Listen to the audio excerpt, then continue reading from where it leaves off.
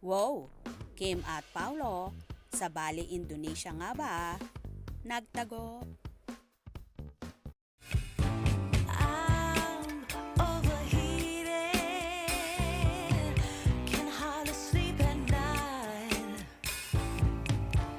doing crazy dreaming. You're the reason why. Hiding by the baby.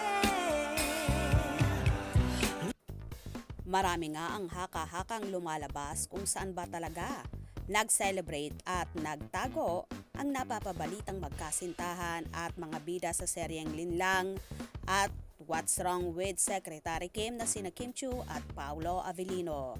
Ang iba nagsasabi na nasa Amampulo sila. Nagtungo doon nga at ginanap ni Paolo ang kanyang karawan kasama si Chinita Princess. Nitong Miyerkules nga ay pumasok na si Kimi sa It's Showtime at kitang-kita sa kanya na naging tan ang kulay niya na halatang nag-beach ang dalaga.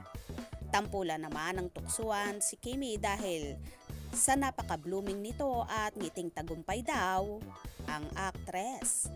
Pilit namang ibinubuyo ng kanyang mga co-host ang dalaga at tila ba pinatutuga kung saan nga ba ito nakarating at ilang araw itong absent sa afternoon show. Puros ngiti lang naman ang isinasagot ng dalaga sa kanyang mga kasama na ayaw pa ring umamin.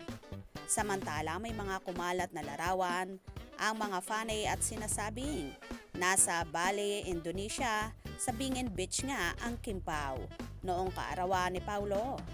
Nagbahagi sila ng mga larawan na kapag isearch mo ang naturang lugar ay matatagpuan nga sa Indonesia ang location nito.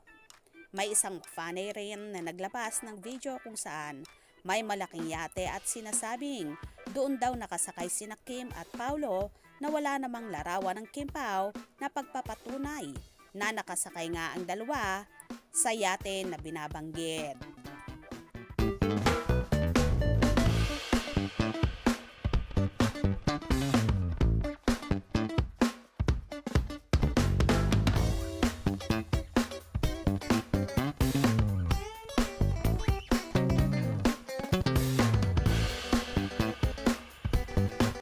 Lahat nga ng ito ay tila pa suspense kung saan nga ba nagpunta ang Kim Pao at lahat ng balitang lumalabas ay hindi pa kumpirmado.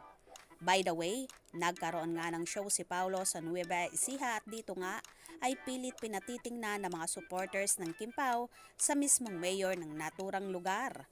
Kung ano raw ba ang kulay ni Paulo ngayon?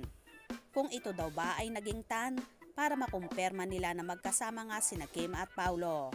Kung saan matindi talaga ang pagmamatsyag ng mga Chupaw fanay na kahit nga ang mayor ay kinakalampag nila sa naturang bakasyon ng Kim Pao.